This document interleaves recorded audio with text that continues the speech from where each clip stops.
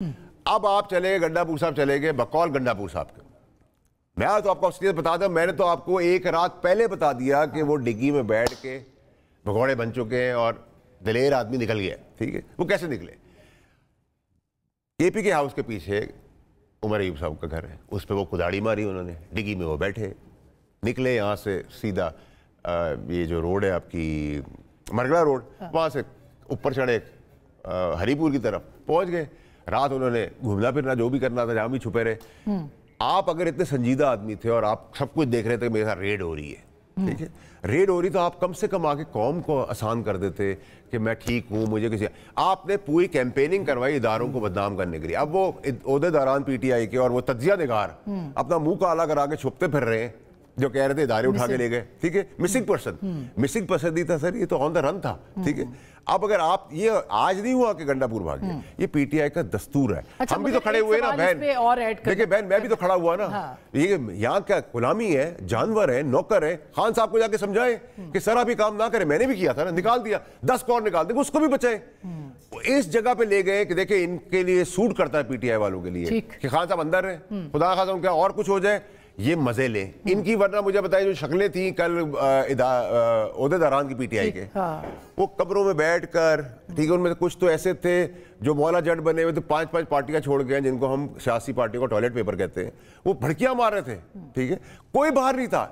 पाकिस्तानी कौम के आगे एक्सपोज हो गया है। जो इनके अपने वर्कर्स जो नौकरी करते थे केपी की हुकूमत की, उनके आगे ये रना हो चुके हैं। अब कौन पे भरोसा करेगा? शोएब शाहीन साहब, आप ये आपने बातें सुनी और बहुत सारे आपके जो कारकुनान हैं वो भी यही बात कर रहे हैं, वो सोशल मीडिया भरा हुआ है इस पूरे मौजू के ऊपर। क्यों ऐसा हुआ है? क्या वाकई उन्होंने अगर डी चौक पे आना था, लीड करना था, तो फिर वो क्यों फरार हुए हैं? और जो दूसरा बयानिया चला है कि वो अरेस्ट हो गए थे, अगवा हो गए थे, उसके ऊपर आप क्या कहेंगे? देखिए, पहले तो मैंने बहुत सारी बातें जो बाटा साहब की सुनी है, मैं उनका जवाब देना इसलिए पसंद नहीं करूंगा कि ये मुस्लिम लीग नून वाले कहें या ये कठपुतली कहने वाले ये लोग अगर होते तो फिर मैं उनका जवाब देना भी पसंद करूंगा, क्योंकि इनकी कोई पार्टी नहीं।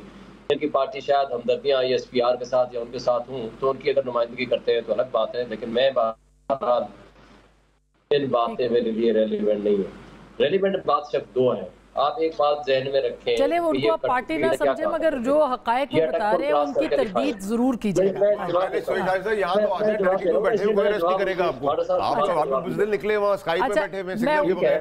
जी जी, चलिए मेरे दोस्त हैं, आप मुझे जो कहेंगे मैं बुरा नहीं मानूंगा, वो भी आपका पता है।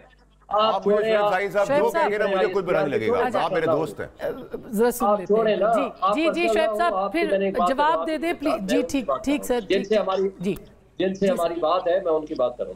देखें, ये कठपुतली वजीर ये कहा करते थे कि ये अटक पुल क्रॉस पाए, ना सिर्फ उसने अटक पुल क्रॉस किया, वो डी चौक में पहुंचा, उसने आके तकरीर की।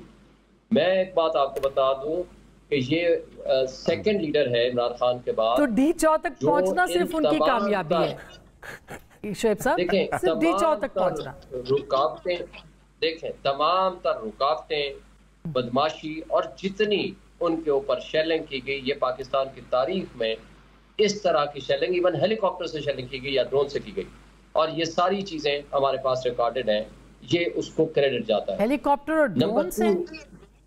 जी वो की है सर, मैं तो मुस्तकिल ऑब्जर्व करती रही हूँ, मैं 2-3 दफा गई हूँ। अच्छा चलिए, तो F-16 भी उतरा था, अच्छा चलिए, ये उनके काफिले के ऊपर हुआ है और ये सबके सामने हुआ है। और इसमें अच्छा, काफिले पे मैं समझी डी चौक की बात कर रहे हैं, ठीक, उसकी फुटेज दिखा दें। नहीं, काफिले पे जो वहां से आ रहे थे मोटरवे से, वहां काफिले पे हुआ है।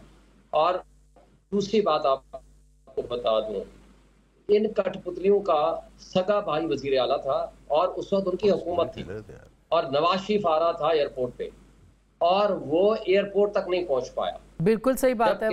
वो उनके ऊपर फिर आपको पता है ना क्या इल्जाम लगा था कि उन्होंने किसी के कहने पे वो नहीं पहुंच पाए, तो फिर क्या वैसे ही इल्जाम अली अमीन पे? मैं आपको कंपेरिजन, अच्छा उसके अलावा आपको एक दूसरी मिसाल भी है। जब ये आए थे, यहाँ से वापस भेजे गए थे नवाज शरीफ को शायद एयरपोर्ट इस्लामाबाद से, तो यहाँ एक बंदा नहीं पहुंच पाया।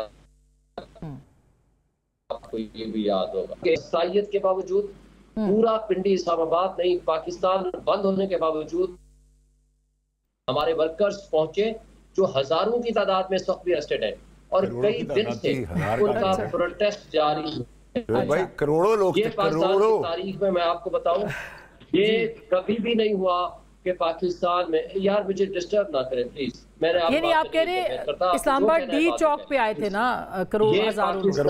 हाँ।